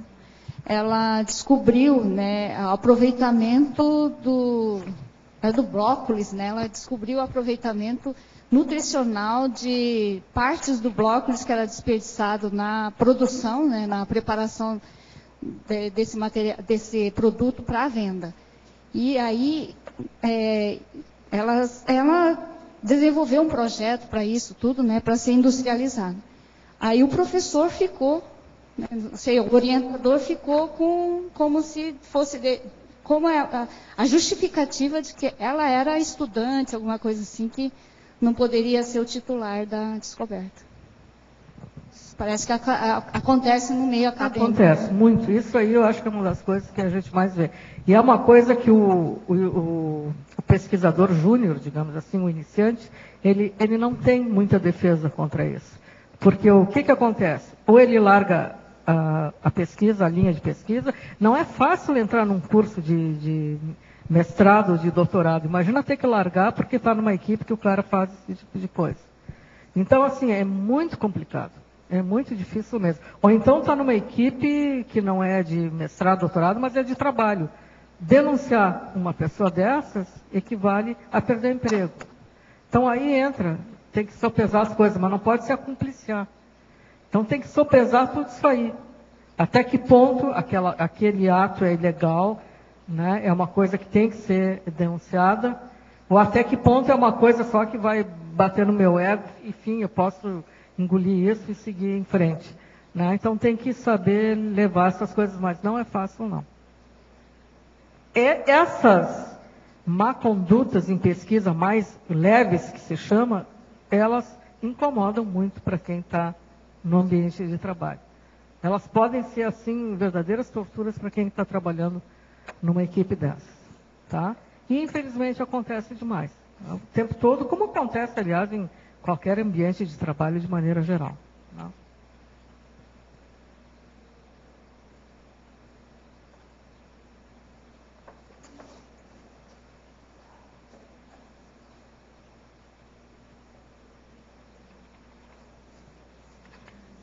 Cristina, sim. Aqui na efeitologia, o último efeito da página 21. Os efeitos das pegadas deixadas pela Consim por onde passa. O que poderia acrescentar? Esse aqui vem de encontro àquilo que a gente falou lá no legado de erros deixados para si mesmo. Né? É a mesma coisa, o efeito das pegadas deixadas por onde passa. Então, é o rastro negativo que a pessoa está deixando ao longo da existência dela. Né? É nesse sentido. Teve alguém que antes me perguntou sobre estrangeirismo, eu acho que eu deixei de responder um deles. Quem foi que tinha perguntado sobre o ghostwriter? Não sei. Não foi o 10 que eu deixei de responder? Primo non nocere? Então eu vou responder agora, não sei se... É o princípio hipocrático da não maleficência, quer dizer, é aquilo que, até quando o médico se forma, né, ele tem lá o juramento de Hipócrates, que fala que ele não pode prejudicar ninguém. Então, esse princípio da não maleficência, ele serve para todas as áreas da ciência também, né? Não só da medicina. É nesse sentido, de não causar mal a ninguém. Agora, a verbetógrafa poderia comentar sobre o descaso que alguns laboratórios de universidade brasileira respeitados têm como materiais extremamente caros. Exemplo, laboratórios de física que guardam peças de germânio de 500 gramas que custa $50 mil cada, guardada de qualquer forma, junto ao material e limpeza e roupa suja. Observação, O germânio é utilizado para a detecção de raios gama. Parabéns a Verbetoc, excelente verbete. Esse é um outro problema, porque assim, aí entra no caso da má conduta em ciência, tá? Que você vai ver que na taxologia tem um item aqui que fala assim, uso irresponsável de fundos de pesquisa. A pesquisa é uma coisa extremamente cara. Tudo que tem dentro de laboratório é uma fortuna de caro. Então, assim, saber utilizar aquilo e não jogar fora, não deixar vencer, por exemplo, reativos caríssimos que são jogados fora porque passam do prazo de validade e assim por diante. Então, isso aí é uma coisa que os administradores, né, têm que ajudar a controlar isso aí. Se bem assim, que na minha experiência, muitas vezes esse tipo de coisa aconteceu, sabe por quê? Porque se a instituição não está muito junto com o pesquisador, se não está muito integrada no auxílio a esse pesquisador, nas condições que ele precisa para levar a cabo aquela pesquisa, essas instituições, muitas vezes, ao gerenciarem as verbas que entram, porque não entram na mão do pesquisador, entram para a instituição, elas demoram tanto para repassar, às vezes, a verba para fazer a compra, de fato, daqueles insumos, daqueles produtos, que quando chega, a pesquisa já foi para o brejo, já não é mais, já passou do tempo, e aí acaba acontecendo isso. Sobra material que vai ser lá, então, estocado de qualquer jeito em algum lugar. Eu não sei se é o caso ali, né? Mas, assim, essa é uma das coisas que eu vi acontecendo. Estou com suspeita de estar sendo obsidiado constantemente. O que devo fazer? É o desassédio. Agora, como é que você deve fazer o desassédio? Dominar o estado vibracional, lembrar que o corpo é seu, procurar ajudar as pessoas, não pensar mal de ninguém e, se for possível, frequentar os laboratórios da Conscienciologia e atender também aos cursos de desenvolvimento para psiquismo. É assim que a gente faz o desassédio. Agora, comece pelo seguinte, não pense mal de ninguém. Abençoa o cosmos.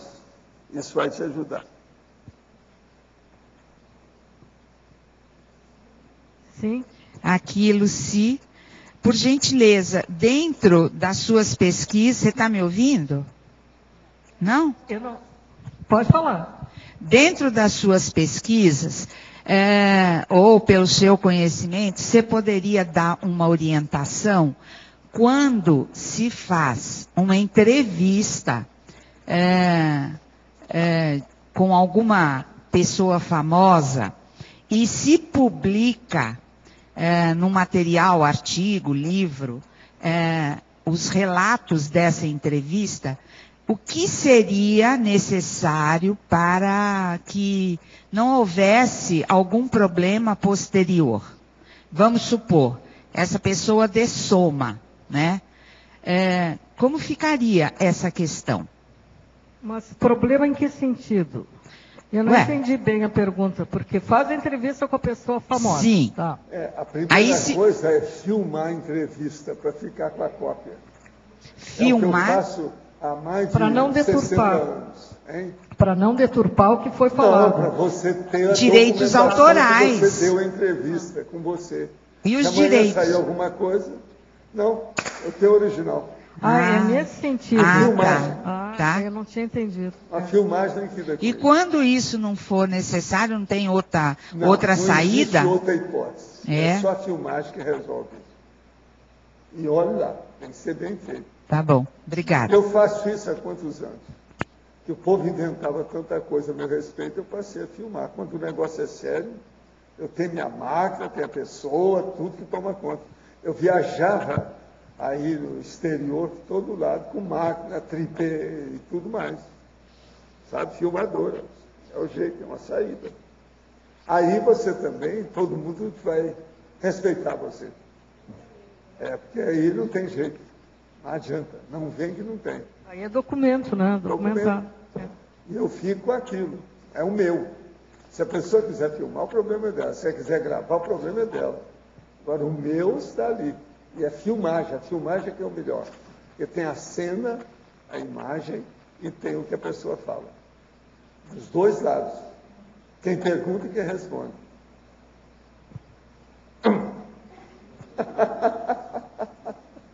Não tem saída.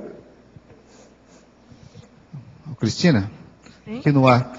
Você poderia considerar também a fraude científica o caso de governo ou entidades privadas que manipulam números? Eu não sei. Você está ouvindo? Caso de? Governos, do governo, empresas públicas ou privadas que manipulam números, informações econômicas, financeiras, estatística, para obter vantagem, para divulgar índices diferentes. Isso também é uma fraude científica? Se envolver qualquer área da ciência, que seja ciência econômica, sim. Porque a fraude existe em todos os campos da atuação humana, digamos assim.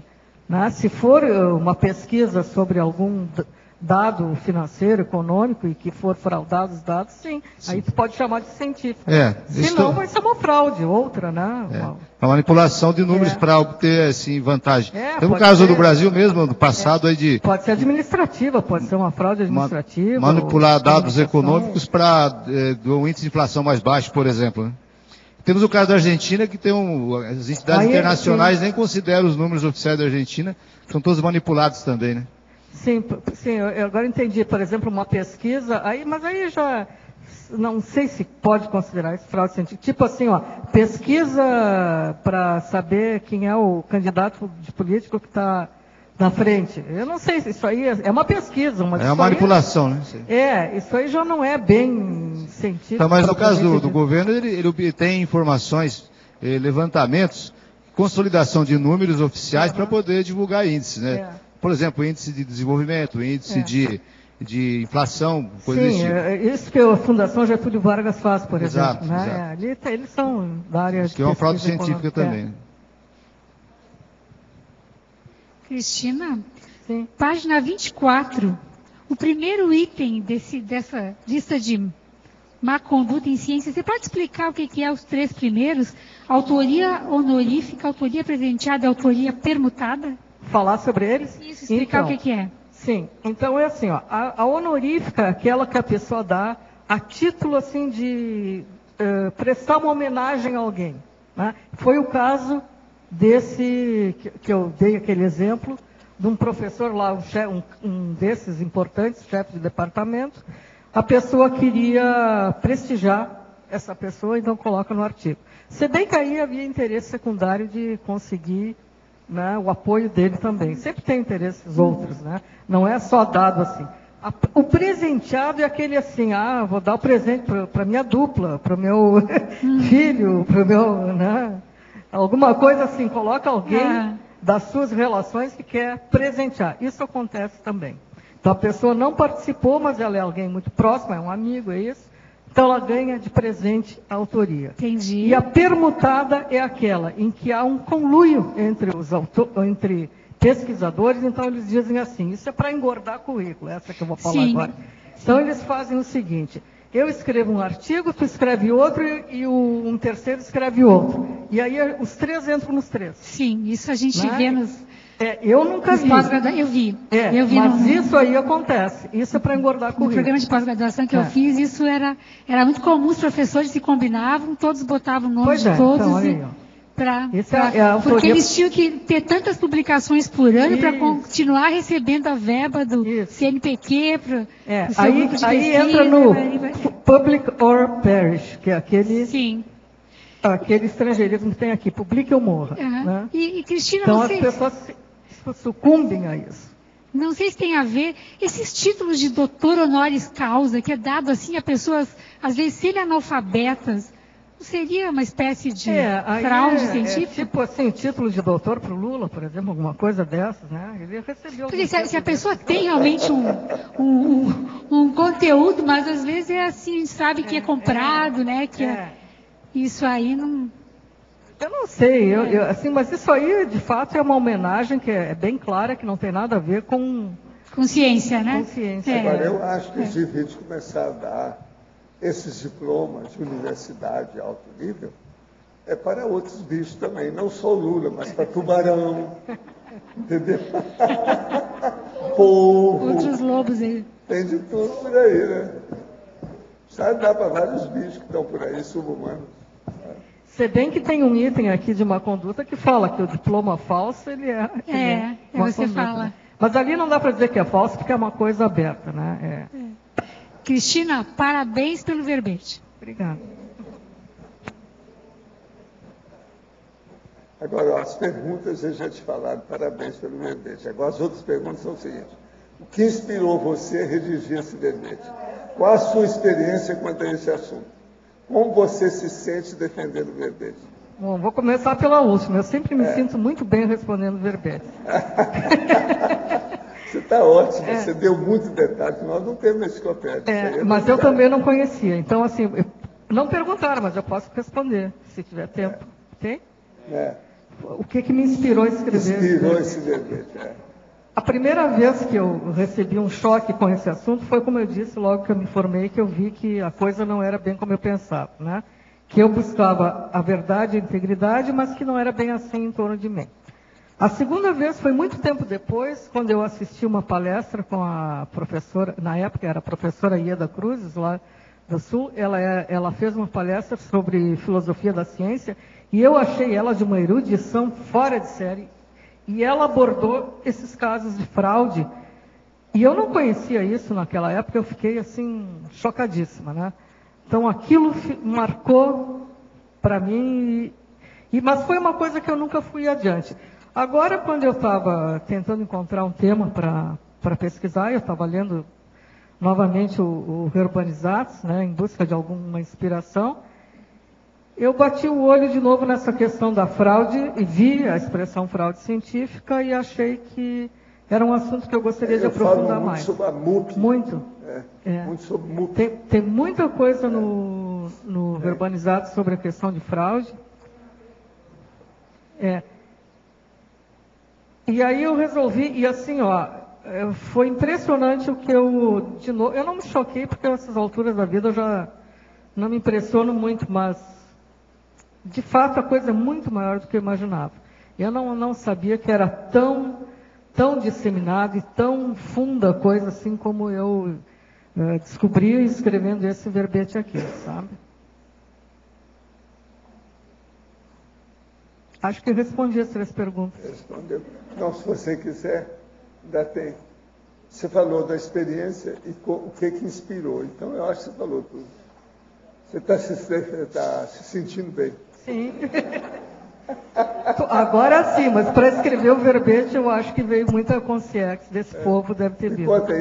Quanto você já defendeu até agora? Esse é o 6º, eu acho, né? 6º. Cristina? Devagar, eu vou devagar sempre. Cristina, aqui no B.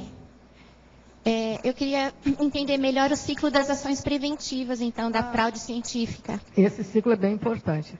Então, assim, a prevenção, ela começa, como eu falei antes, pela educação. Eu acho que a primeira etapa é a educação. A segunda etapa seria a denúncia, tá? Porque sem denúncia não tem como fazer uma investigação, que seria a terceira etapa. Em cima dessa investigação, tomar as medidas punitivas necessárias. Em cima dessas medidas punitivas, ou além dessas medidas punitivas, investir na reabilitação desse pesquisador. E todas essas ações, tanto a denúncia quanto a investigação, as punições, elas são preventivas em relação a novas fraudes. Então, nesse sentido, eu acho que fecha o ciclo, porque começa pela educação de quem nunca fez fraude nenhuma e termina na educação através do exemplo. Nesse sentido, eu vejo um ciclo. Cristina, aqui não há, aqui em cima. Não sei se você mencionou. Alô? Não sei se você mencionou, não achei aqui, talvez eu não tenha conseguido procurar direito. Existe um sistema de correção cruzada. Eu fiz um mestrado, um primeiro ano de um mestrado em Londres, então uma professora, ela pega os trabalhos dela e passa para um professor de outra universidade e vice-versa. Para evitar aquele conluio estudante-professor também, né? É esse item 9 aqui do estrangeirismo, peer review, a técnica da revisão por pares, tá? Essa técnica ela é utilizada em qualquer nível, tanto nas editoras de revista, quando submetem um artigo que chega para publicação a pesquisadores que sejam do mesmo gabarito do autor, revisão por pares não significa 2 pessoas fazendo revisão. Significa passar aquele artigo para os seus pares, ou seja, pessoas do mesmo escalão, do mesmo gabarito. Então, isso é o que fazem. Eu acho que isso que está falando é alguma coisa dessa natureza, quando o trabalho é passado para pessoas que sejam distantes, que não trabalhem ali, mas que conheçam, que sejam do métier. Né? A sugestão que fica é para professores universitários, na correção dos trabalhos, né? Haver uma ética da academia, uma coisa que já está acontecendo em alguns países. Né? Eles dão a nota particular deles e existe um acordo que outro professor de outra universidade também vai corrigir aquele trabalho para dar uma nota um pouco mais isenta. Isso é um nível assim. É algo parecido com isso, sim. Agora, também, não é bem esse caso aí, mas está me lembrando isso, a questão das comissões de ética que funcionam assim também. Quando a comissão de ética funciona bem, né? Porque a comissão de ética tem um integrante sempre dela, dentro da comissão, que é de fora, que não é da instituição, que é justamente para ter essa visão aí. Sua área é ciências mais biológicas, né? Então, as ciências humanas, a correção ela é muito subjetiva. Então, os alunos que têm aquela capacidade de interagir e de conquistar os professores melhor, eles tendem a receber notas, ou que concordam com as ideologias do professor, ele tende a receber notas maiores, né? Porque é subjetiva a correção. Então, se houvesse essa possibilidade de uma outra nota vir a compor a nota final, você excluiria um pouco essa necessidade do estudante estar precisando quase que... É bem interessante, é um sistema bem interessante, eu acho.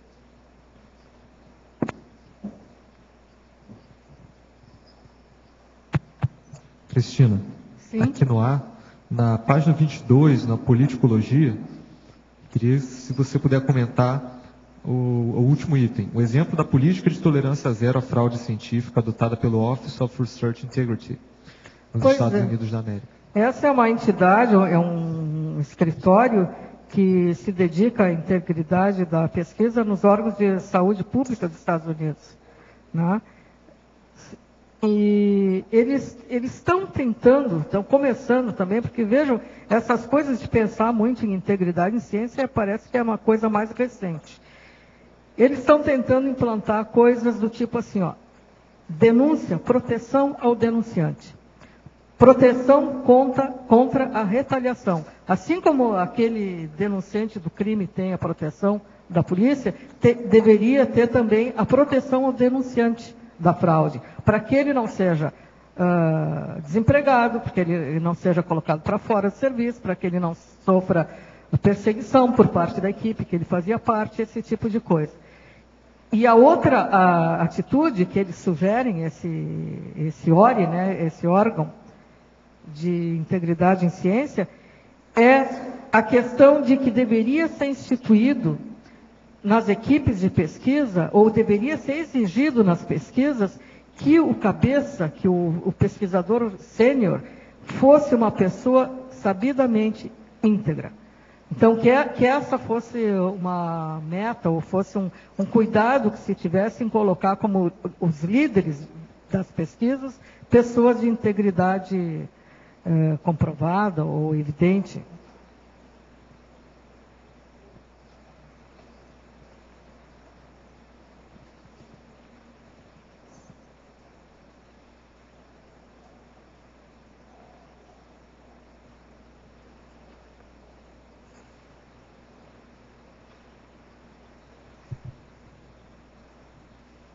Tem uma coisa que é super importante nesse verbete que ninguém falou, que é a questão da intencionalidade. A fraude só acontece porque existe uma intencionalidade anticosmoética, né? Então, ali tem um parágrafo que eu falo antes da taxologia, que é exatamente sobre isso. Que até os próprios cientistas, os íntegros, porque a maioria dos cientistas são pessoas de bem, né? Que eles toleram o erro aquele erro que a pessoa fez por falta de conhecimento, porque está tratando de um assunto novo e não conhecia aquilo, interpretou errado. Esse tipo de erro, que é chamado de erro honesto, é tolerado. Agora, aquele erro que tem como base a má intenção não é tolerado. Então, a fraude, ela é considerada, o ácido teste da fraude é a intencionalidade. E aqui na principiologia, queria que você explicasse melhor a negligência quanto ao princípio da precaução. A precaução, esse princípio existe, né? Nosso sim, é um princípio comum, a gente ouve falar em várias áreas do direito. Então ele fala o seguinte, que tudo aquilo que traz algum risco potencial tem que ser bem calçado, tem que ser prevenido. Então é nesse sentido que entra aí a prevenção de possíveis fraudes, né? Das equipes quando se formam em ciência, em pesquisa, de serem equipes que estão trabalhando ou que tenham mecanismos de autorregulação ou de supervisão que evitem acontecimentos desse tipo. Eu tinha pensado em termos de fazer afirmativas precipitadas, a precaução. Também, porque o erro honesto, dentro disso que se chama de erro honesto, uma das coisas que tem é a precipitação, em fazer uma interpretação muito superficial. E aí, na hora da redação, se tomaria o cuidado para colocar da forma devida, né? Isso. Como uma hipótese a ser confirmada. Aí tem também uma linha tênue entre o que é o erro por má interpretação e aquilo que é negligência. Então tem essa linha que também tem que observar. Porque às vezes essa interpretação aí mostra uma certa negligência no aprofundamento da pesquisa. Nós esperamos mais uns 100 verbetes da sua parte, tá certo? Olha bem, você é muito boa, você é muito boa. Ela é tão boa que de vez em quando ela está até sorrindo para a gente. Isso não é fácil, não é fácil. Ela é sempre séria. Nós começamos. Obrigada. As pontuações da tertúlia de hoje foram 78 assinaturas no livro de presença, 22 perguntas presenciais e 15 perguntas respondidas online. Hoje temos 5 recados. Professora Adriana e Eduardo, SP2 Buenos Aires, Morena, Higiene Consciencial, Cícero, segundo simpósio de Proexologia, Fernanda, Debate, CAEC e Eliana, curso de Esperticidade. E antes, os amigos da Enciclopédia. Boa tarde a todos. Vamos divulgar agora o resultado do sorteio mensal do programa Amigos da Enciclopédia. Nós estamos sorteando aqui 3 vagas em curso que vão ocorrer nos próximos meses. O primeiro aqui é uma vaga no curso Higiene Consciencial. A professora Morena vai falar daqui a pouco sobre esse curso, né? Outra vaga para o curso Fundamentos da Conviviologia, que ocorre em novembro. É um patrocínio aqui do CAEC. E o Colégio Invisível da Conviviologia. E uma terceira vaga no segundo simpósio por Exologia. O professor Cícero vai falar daqui a pouco também sobre esse curso. Então vamos lá, tem uma lista aqui com 474 nomes. Fizemos sorteio agora há pouco aqui com o acompanhamento da Cristina aqui nos bastidores aqui do tertuliário. E o resultado foi o seguinte. A primeira vaga Higiene Consciencial saiu para a Lúcia Helena Machado Macluf, de São Paulo. Então a Lúcia Helena Machado de São Paulo ganhou essa vaga do Higiene Consciencial, que ocorre 5 a 7 de outubro. A segunda vaga, que é Fundamentos da Conviviologia, quem ganhou foi o Bernard Soyet. O Bernard é de São Paulo. E a terceira vaga no simpósio da Proexologia, patrocinado pela PEX, quem ganhou foi a Milces Almeida Caldas, de Foz do Iguaçu. Então a Milces ganhou a vaga no simpósio de Proexologia. Nós enviaremos um e-mail e faremos o contato com essas pessoas, verificando aí se eles podem participar do evento. Obrigado, boa sorte a todos.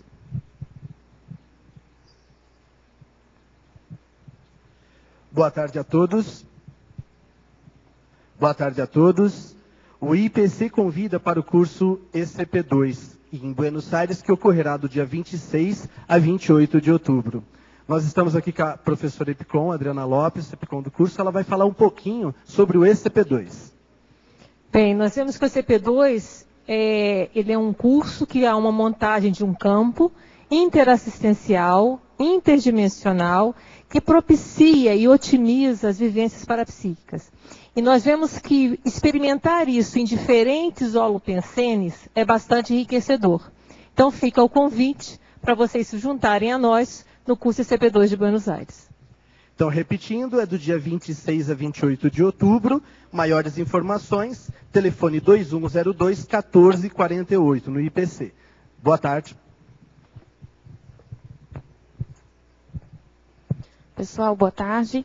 SEAEC convida para o curso Higiene Consciencial com os professores Eduardo Martins e Rui Bueno. O curso terá aulas expositivas, práticas energéticas, campo homeostático e videoprojeção. Será uma imersão no holopensene da homeostase intraconsciencial. Alguns dos temas que serão abordados no curso: distorções cognitivas, padrão homeostático de referência, descoberta da volicionina, EV, assim e desassim, técnicas cognitivas aplicadas à ortopensenidade.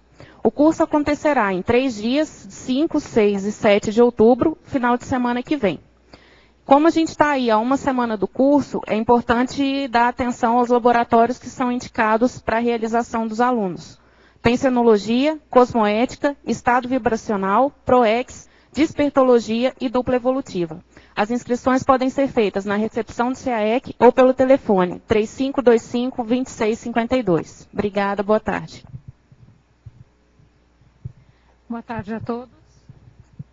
Boa tarde a todos. Gostaríamos de convidar para participar hoje à tarde do debate SEAEC em parceria com a Conscius. O tema hoje será autopesquisa conscienciométrica aplicada à interassistencialidade. O debate ocorrerá na sala 2 de transmissão online e a transmissão será feita pelo site da Conscius, www.conscius.org. Obrigada. Boa tarde a todos. Eu gostaria de convidá-los para o 2º simpósio de proexologia. Esse evento vai ocorrer agora em outubro, nos dias 20 e 21, aqui em Foz do Iguaçu. Vai ser uma oportunidade bastante interessante, pois vão ser apresentadas 16 pesquisas relacionadas ao tema de proexologia. Várias dessas pesquisas vão estar envolvendo aí experiências pessoais, casuísticas, e a conexão, muitas vezes, de uma pesquisa, de um estudo, com o próprio desenvolvimento da proexis pessoal.